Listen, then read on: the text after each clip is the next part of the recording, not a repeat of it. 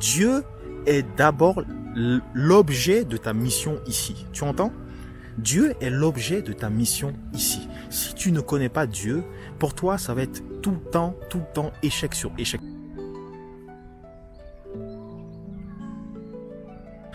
Ah, mon frère, ma sœur, je suis très content de te retrouver aujourd'hui parce que on va parler d'un thème qui me tient à cœur et c'est un thème que je prépare depuis un moment, mais je savais pas comment l'aborder. C'est pour ça que le Seigneur m'a dit, tu sais quoi? Tu as le Saint-Esprit en toi, tu as une bouche pour parler. Alors parle simplement. Arrêtez de faire de gros discours. Voilà. Dieu simplement met la parole à celui qui veut l'entendre et il le met dans la bouche à celui qui doit le prédire. Donc voilà, aujourd'hui, on va parler d'un message en fait, moi qui me tient vraiment à cœur. Ça concerne l'échec. Ça concerne l'échec et la reconstruction. Je pense que beaucoup de gens n'ont pas compris réellement ce que c'est qu'un échec et les causes que l'échec peut causer chez un homme. Déjà, pour commencer, pour définir ce que c'est que l'échec, pour moi, l'échec, c'est quand tu n'as pas Dieu dans ta vie. Tu vois, quand tu n'as pas Dieu dans ta vie, c'est l'échec. Et là, je vois certains qui commencent déjà à sourire, qui me disent, mais lui, il commence bien, lui. Comment ça, l'échec, c'est quand tu n'as pas Dieu dans ta vie? Oui, l'échec, mon ami, écoute-moi bien, ma soeur, mon frère. L'échec, c'est quand tu n'as pas Dieu dans ta vie. Parce que, regarde bien, la plupart des personnes qui se cherchent dans la vie, c'est-à-dire les personnes qui tournent en rond. Depuis des années, ils n'aboutissent pas, tout ce qu'ils font ne fonctionne pas, et, ils se lancent dans des projets, mais il se passe un truc et voilà, et le projet tombe à l'eau, c'est la catastrophe. Ou bien dans leur vie, simplement dans leur vie de couple, ça ne va pas, c'est tout le temps des problèmes. Si c'est un homme, il change tout le temps de partenaire, ou si c'est une femme, ben elle est tout le temps en quête de l'homme parfait, mais ça n'aboutit jamais, tu vois. Même dans les études. Tu te donnes à fond dans les études, mais au final, tu lâches au dernier moment parce que tu es découragé. Donc, tu vois, c'est tout le temps un éternel recommencement. Eh ben, tu sais, moi, avant, j'étais dans ce cas-là. Mais je comprenais pas, en fait. Je me disais, mais qu'est-ce qui se passe? À chaque fois que je fais quelque chose, ben, ça n'aboutit pas, ou bien je n'arrive pas à terminer, tu vois. Mais ça, écoute-moi bien. C'est parce que tu n'as pas Dieu dans ta vie. Tu n'as pas Dieu dans ta vie. Parce que si tu as Dieu dans ta vie, les choses se passent autrement. Pourquoi je te dis ça? On va déjà revenir sur l'histoire du prophète Jérémie. Je pense que si tu lis la Bible, tu dois connaître déjà qui est le prophète Jérémie. Parce que regarde ce que Dieu avait dit à Jérémie. Dieu avait dit à Jérémie, écoute, avant que tu ne viennes dans ce monde, je t'avais déjà consacré comme prophète. C'est pas puissant ça? Dieu a dit à Jérémie, avant que tu viennes dans ce monde, moi, Dieu, le Seigneur là, je t'avais déjà consacré comme prophète. Donc, je te connaissais. Je t'ai toujours connu parce que c'est moi, le Seigneur, qui t'ai envoyé ici. C'est ce que le Seigneur a dit à Jérémie. Donc, si tu as compris le sens de là où je veux en venir, tu dois comprendre qu'en réalité, c'est Dieu qui donne les plans de ta vie. Pourquoi? Parce que tu viens ici par la volonté du Seigneur. Tu n'es pas ici par hasard. Donc, écoute-moi bien. Si tu te poses encore la question de savoir, mais pourquoi je suis dans ce monde? En quoi suis-je utile? Ben, tu es utile à quelque chose dans ce monde. Mais si toi-même tu prends pas le temps de demander à ton Seigneur, de te rapprocher de ton Seigneur pour qu'il te connecte justement à l'ordre de mission qui est rattaché à ta vie, mais comment tu veux que les choses avancent? Ça ne va jamais aboutir, tu vois. Donc, Dieu est d'abord l'objet de ta mission ici. Tu entends?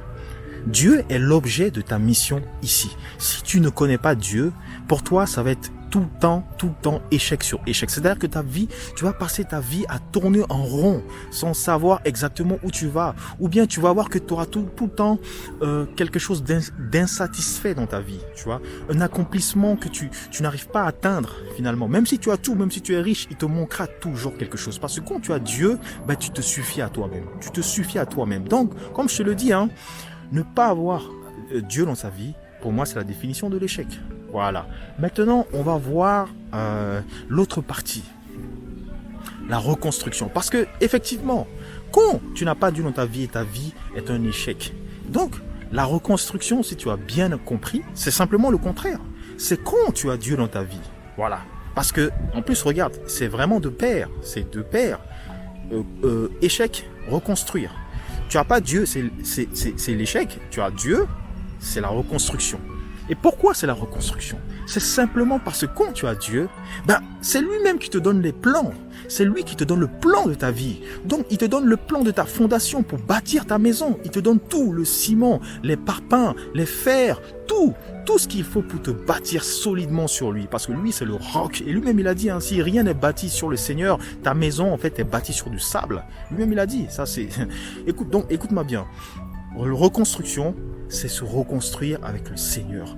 Donc, il faut te rapprocher du Seigneur. Il faut te rapprocher du Seigneur Christ, de Jésus-Christ, pour que lui, justement, il puisse te donner les armes, que lui, il puisse te donner vraiment le plan, et que lui, il puisse te donner le couloir dans lequel tu dois exceller, le couloir dans lequel tu dois être utile à ce monde. Voilà. Moi, je te dis ça parce que quand je connaissais pas le Seigneur, quand je te disais que ma vie était tout le temps un éternel recommencement, je tournais en rond. Et j'en avais marre parce que j'avançais pas. Et c'était dur. Tu sais, c'est dur quand tu sais. En fait, c'est dur quand tu sais pas quoi t'es utile dans ce monde. C'est vraiment dur. Mais quand j'ai rencontré le Seigneur Jésus-Christ, écoute-moi bien. Ma vie a changé. Ma vie a radicalement changé. C'est-à-dire que Dieu n'est pas un menteur.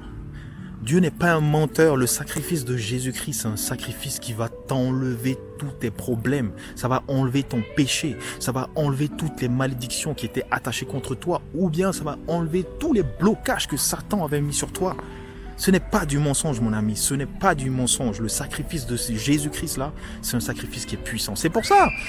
Tu vois, souvent les gens ne comprennent pas quand on parle de l'évangélisation. Tout le monde dit évangélisation par ici, Jésus par ici. Non, en fait, ce qu'il faut bien comprendre, l'évangélisation, c'est simplement apporter la bonne nouvelle. Et c'est quoi la bonne nouvelle au juste? En fait, la bonne nouvelle, c'est ce que je suis en train de t'expliquer. C'est qu'il y a un médicament qui existe contre tes problèmes, contre ton mal, contre ton péché, contre toute souffrance que tu as eue depuis ta naissance. Ce médicament-là, c'est Jésus-Christ. C'est en ça que son sacrifice, en fait, son sacrifice a été utile pour l'homme, parce que Jésus est venu ici pour plusieurs choses. La première chose, il est venu ici pour réconcilier les hommes avec Dieu. Parce que, avant ça, l'homme était vraiment dans la décadence. C'était n'importe quoi. Jésus-Christ, en fait, il est venu, il a dit, ça suffit. Moi, Satan a tellement fait de mal aux hommes. Satan a tellement égaré l'homme de Dieu. C'est que lui-même, il a dit, ça y est, ça suffit.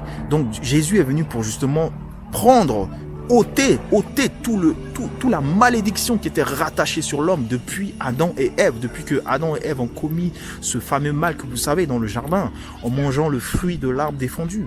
Donc l'homme a hérité d'une malédiction qui est la malédiction du péché, et la malédiction de la mort. Voilà, c'était dans ce fruit-là.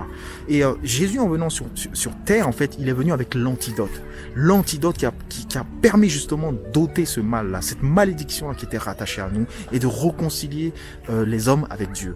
Donc, la bonne nouvelle, justement, c'est ça. C'est pour nous qui l'avons reçu déjà. Nous qui ne sommes plus dans la difficulté, dans la souffrance. Parce que moi, je te le dis, depuis que j'ai reçu Christ dans ma vie, écoute-moi bien, je sais plus ce que c'est que l'échec, tu vois. Ma vie monte de gloire en gloire. J'avance à une vitesse, je peux même pas t'expliquer. C'est-à-dire les blocages que Satan avait mis sur moi. Jésus les a ôtés. Il les a ôtés. Donc, c'est pour ça que je te dis aujourd'hui, moi qui ai reçu la bonne nouvelle, je peux pas garder ça pour moi. Je suis obligé de te l'apporter. Je suis obligé de te le donner. Parce que c'est ce que même Jésus nous a dit. C'est vous qui avez reçu là. Vous devez aller apporter la bonne nouvelle à ceux qui l'ont pas reçu. Qu'il y a un médicament enfin qui est là. Contre vos péchés, contre vos mal, contre vos souffrances. Et quand tu as pris ce médicament, c'est terminé. Je te dis bien, c'est terminé. Pourquoi c'est terminé? Parce que le Christ même nous le dit. Quand tu acceptes Christ, tu n'es plus ce que tu étais avant. Tu es une nouvelle création. Les choses anciennes sont passées. Et les choses nouvelles s'installent. Tu deviens une nouvelle création, une nouvelle identité. Donc, tu n'es plus ce que tu étais avant. Moi, je suis plus celui que j'étais avant. Parce qu'avant, j'étais sous l'emprise du mal. Il m'avait enchaîné dans le péché, dans la décadence, dans tout. Là, c'est terminé. Satan, même lui-même, il sait. Donc, c'est un peu ça. Et quand je dis reconstruire avec Dieu, c'est finalement accepter son Fils, accepter l'alliance, le sang de l'alliance qui a été mis pour ôter les péchés. C'est ça, en fait, simplement. C'est avec ça qu'on se reconstruit. C'est avec ça qu'on se rebâtit. Donc, J'espère que tu comprends un peu le sens du message, le sens du message que je suis en train de te parler. C'est pour que aujourd'hui même, où que tu sois, eh ben, que tu arrêtes, que tu quittes dans la misère dans laquelle tu es, que tu quittes dans les problèmes dans lesquels tu es, et que tu te rapproches sincèrement de Dieu pour que lui, justement, il te donne tout le nécessaire pour te reconstruire avec lui. Parce que quand tu te reconstruis avec Dieu, bah, Dieu même l'a dit. Tu es avec Dieu. Ça, c'est Dieu même qui vient habiter dans ta maison, la maison que tu vas construire. Tu vois, comme quand Salomon a construit le temple pour Dieu, Dieu a dit, oui, si tu es bon, si tu suis mes recommandations, si tu es juste, je viendrai habiter dans ta maison. Donc, c'est ça que Dieu est en train de te dire. Quand tu te construis avec lui, lui-même, il vient habiter dans ta maison. Donc, si Dieu est avec toi, mon ami, qui sera contre toi? Tu te souviens de ce verset? Si Dieu est avec toi, qui sera contre toi? Amen. Donc, aujourd'hui, je t'invite, qui que tu sois, franchement, je prie que le Saint-Esprit te visite aujourd'hui et que le Saint-Esprit se connecte à toi pour justement te redonner enfin, je dirais, la nouvelle naissance que tu mérites, tu vois. Comme la nouvelle naissance auquel moi j'ai hérité. Donc aujourd'hui, je t'invite vraiment à te réconcilier avec Dieu pour enfin quitter dans les problèmes dans lesquels tu es, de quitter dans les difficultés dans lesquelles tu es et que tu deviennes une nouvelle identité. Voilà. Parce que quand tu vois où le monde est en train de partir, et là je parle à la nouvelle génération, je parle aux jeunes, ouais, le constat, le mal, en fait c'est triste parce que le mal aujourd'hui est devenu une norme. Faire du mal à quelqu'un, je sais pas si tu vois, c'est devenu normal. Non, mais ça c'est vraiment les signes que nous avons atteint l'apogée maintenant du n'importe quoi. Les jeunes s'enfoncent de plus en plus, mais ce qu'ils comprennent pas, c'est que on ne vit qu'une fois sur terre et après il y a une autre vie. Mais l'autre vie là, il faut comprendre une chose, c'est que il y aura une sélection. Et dans cette sélection, Dieu nous prévient. Il faudra choisir il faudra choisir son camp dès maintenant, parce qu'une fois là-haut, lui, tout est déjà réglé. Tu n'as pas suivi Dieu, c'est-à-dire que tu as refusé Dieu, tu as refusé de suivre Dieu pendant tout le temps que tu étais sur terre. Et ben, il y aura une autre direction, et c'est les flammes. Et ça, mon ami, je te le dis, tout peut se jouer maintenant, parce qu'une fois parti d'ici, que ton corps sera mort et que ton âme rejoindra le ciel, et ben il y aura une séparation. Il y aura une séparation. Donc c'est pour ça que je t'invite aujourd'hui à prendre ça vraiment en compte, parce que personne ne va rester sur terre. Et ça, il faut plus. Et aujourd'hui, il faut te le mettre dans l'esprit. Tu ne vas pas rester sur terre éternellement. Ce n'est pas possible. Tu vois, on doit tous partir. Ce n'est pas notre maison ici. C'est ce que je suis en train de t'expliquer. Ce n'est pas notre maison ici. On a une vraie maison qui nous attend. Et c'est auprès du Seigneur. Voilà. Donc moi, ce que je suis en train de t'expliquer, c'est urgent. C'est que tu te reconnectes rapidement au Seigneur et que le Seigneur lui-même t'accorde la grâce maintenant de quitter enfin ces chaînes dans lesquelles Satan t'avait enchaîné et de devenir véritablement un enfant de Dieu. Tu vois, un enfant béni, qui réussit, qui monte de gloire en gloire. Tu vois, ce genre d'enfant qu'on reconnaît quand on le voit, on se dit, lui, il est intouchable. Il est intouchable. Tu vois, il est intouchable parce qu'il y a Dieu avec lui. C'est de ça que je suis en train de te parler. Donc voilà, mon frère, ma sœur, j'espère que tu as reçu ce message vraiment avec une extrême attention. Tu vois, parce que je voulais vraiment que tu comprennes l'importance de ce que c'est que le mal, de l'échec, et aussi l'importance de ce que c'est que de se relever, de se reconstruire avec le ciment de Dieu. Parce que si tu as compris ça, aujourd'hui même tu sais ce qui te reste à faire. Si tu n'as pas encore donné ta vie à Christ, c'est maintenant ou jamais. C'est maintenant ou jamais. Voilà.